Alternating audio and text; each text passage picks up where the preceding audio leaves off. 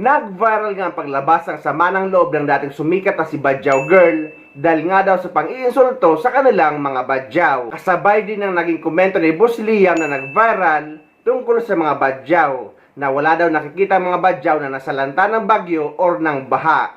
At ayon pa sa kanya dahil daw ang mga badyaw kapag umuulan or bumabaha ay nasa kondo nila nagkakape sa bintana habang tinitingnan ng mga Pilipino na minimum wage earner. So for today's video mga Mariko, meron akong sasagutin. Sobrang nanggigigil ako ngayon. Hindi ko alam, ayan, naiiyak na ako. Kasi meron akong napanood na video. Actually, sinend lang sa akin to nung ninang namin sa kasal.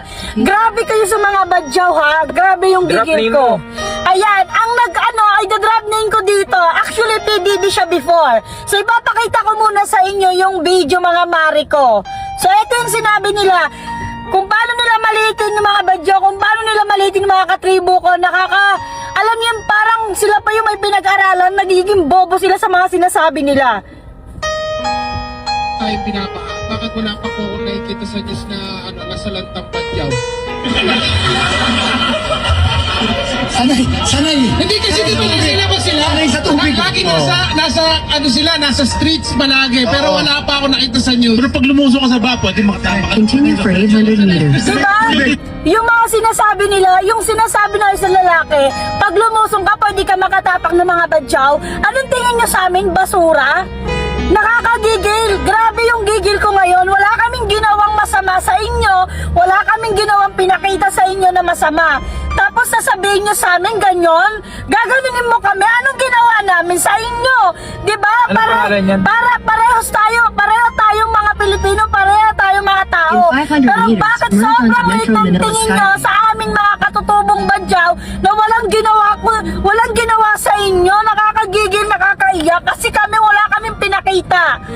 Sasabihin nyo sa amin, pwede nyo kami tapak-tapakan? Bakit? Sino ba kayo? Unang-una sa lahat, di nyo kami pinapalamon, di nyo kami pinapakain para bastusin namin kayo.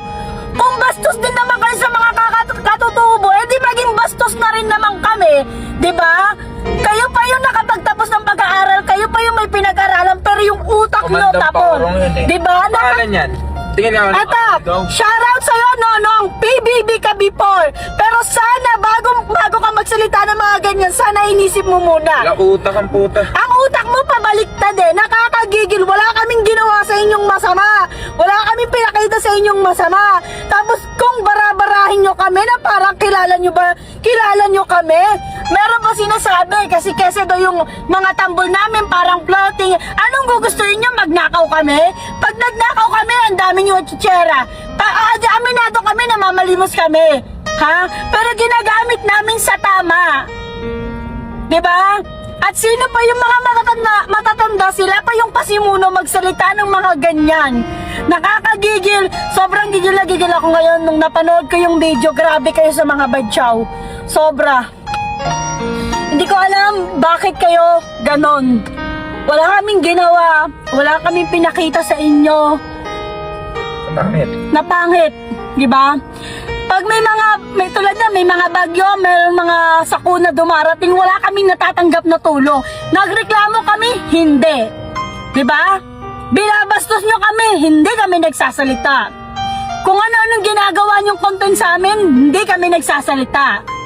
Pero yung mga pinagsasabi nyo ngayon, sobrang nakakagigil. Wala kaming pinakita sa inyo, hinayaan namin kayo. Porket mga badyaw, ginagago nyo. Diyos ko! Boss, pag ganitong maulan at baha sa ilang lugar, nasan kaya mga badyaw? Wala pa akong nababalitang nasalantang badyaw.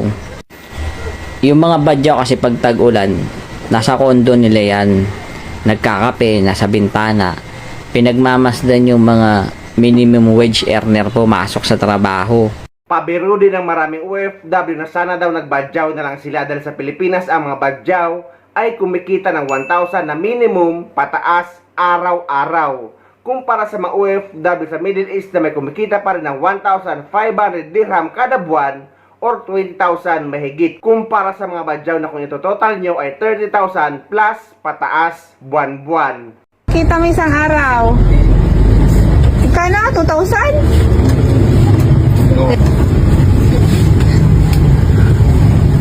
Magkano ka kada araw? Mga 1.5. 1.5 ang araw mo? Ah, grabe. Kaya pala naka-base ka. Magkano yung base mo? 1,000. Yung sinasabi ko ito na yung sinasabi ko daig pa tayo ng mga badyaw, be. Daig pa tayo ng mga badyaw, mga langga.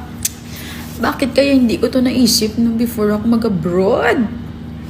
Hindi sana 1,500 a day. Imagine, tapos si ate na nakikita nyo, naka-brace pa siya. Imagine. Kaya kayo yung mga nasa Pilipinas, mag-isip-isip na kayo.